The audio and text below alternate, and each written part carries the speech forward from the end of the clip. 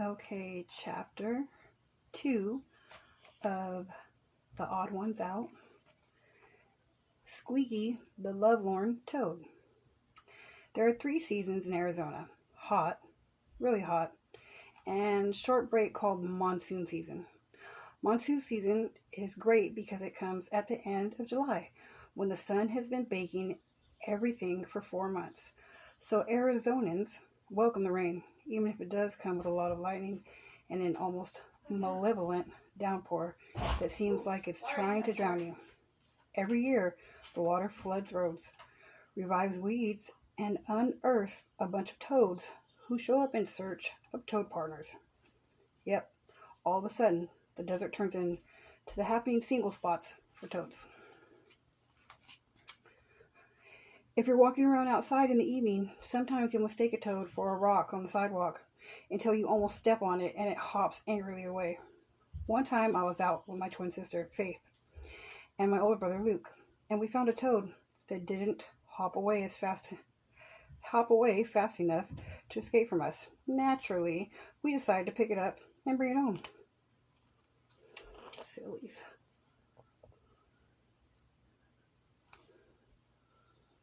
They brought the toad home.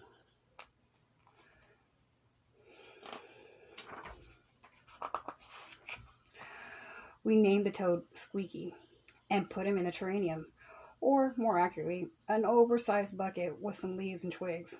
We instantly loved Squeaky, even though he spent every second of his time trying to get away from us. In retrospect, I can't blame him. He'd been outside checking out the toad scene, a bachelor on the lookout for love, and he ended up with us, 3 gigantic elementary school kids who were hoping it was possible to train toads like you did dogs. He was very bad at sitting and staying, by the way, and also refused to play with the Barbie accessories fate so generously supplied him.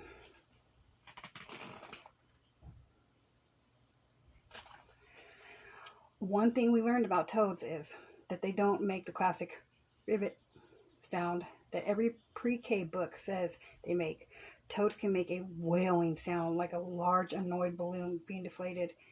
If you don't believe me, look up a video called Funny Screaming Frog Compilation.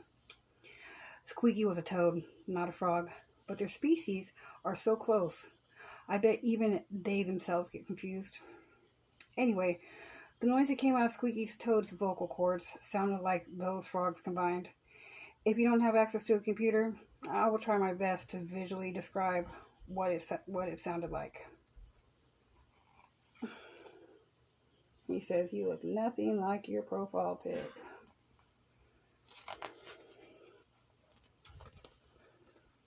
That's what it sounds like. Now, before you go thinking that Squeaky was only making these sounds because he was in excruciating pain, I want to say that we took good care of him. We caught crickets for Squeaky to eat. We were experienced at catching unsuspecting insects of all kinds. And Squeaky happily gobbled up those bugs in between, ramming his head into the side of the bucket in an attempt to flee from us. There goes Squeaky, trying to go. After a couple of hours of hanging out with Squeaky, Luke brought the bucket/terrarium into the house because we were dumb kids and didn't think that our actions had consequences. We got bored watching an anxiety-ridden toad, and we went off to do other educational things, like play RuneScape. Meanwhile, Squeaky kept trying his hardest to escape. I'm not sure how many times Squeaky headbutted the side of the bucket before it occurred to him that he ought to try jumping vertically instead of horizontally. But eventually, he had the breakthrough moment. He finally succeeded in escaping his bucket. I'm sure he thought it was just a hop, skip and a jump away from finding the toad of his dreams.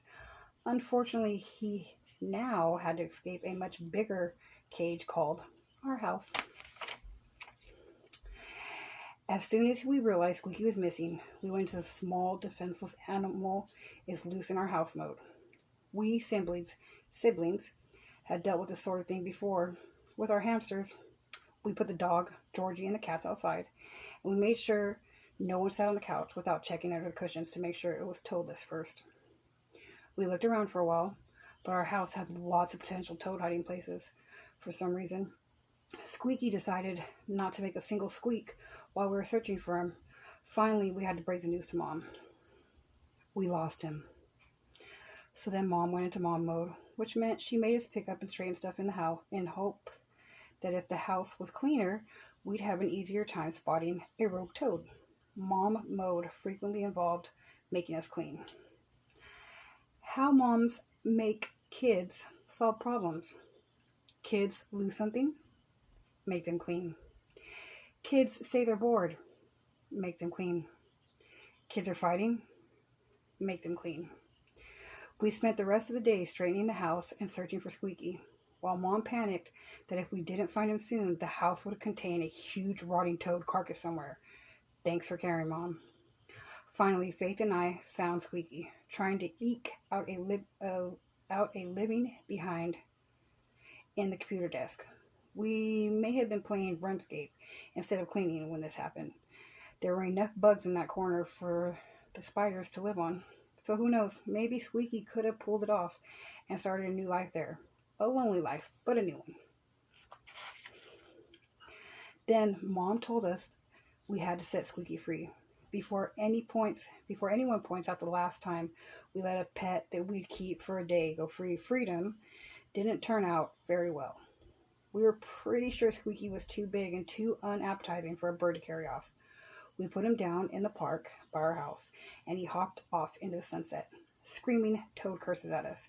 He probably found a toad girlfriend and had a really good story to tell her.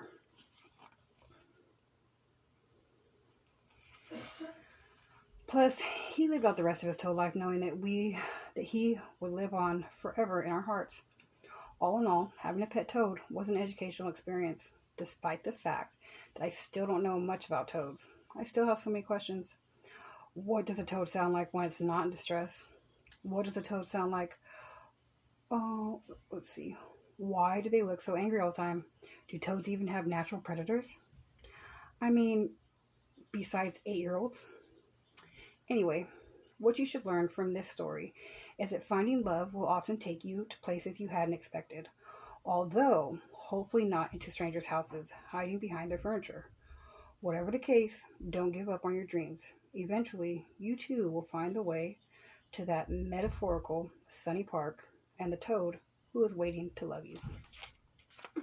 That was chapter 2. Okay. So, funny story. When Mommy was little and we used to live out there at the big house, and we would go out to the ditch, and Mommy went out there one time and it was really low water, and I found this little string. Well, actually it was a big string of little black dots, and I realized that they were pollywogs. Well, Mommy forgot that pollywogs actually turn into frogs one day. So since I forgot that, I thought that the pollywogs would just stay swimming. So I got a bucket and took a long string of probably about 100 pollywogs, and I brought them to the house, and I put them upstairs in the bathtub, and I closed the door. Oh, well, of course I put water in the bathtub. Well, like a day or two later, I started to hear a bunch of little baby frogs or something, and Grandma went into the bathroom, and she screamed for us to come in there. When we walked into the bathroom, there was 1,000,000 frogs. 1,000,000 baby frogs. Oh my gosh, I was in so much trouble. I had to clean out that bathroom, but instead I let them die. Listen, don't ever bring pollywogs in the house. Okay? Okay. I love you.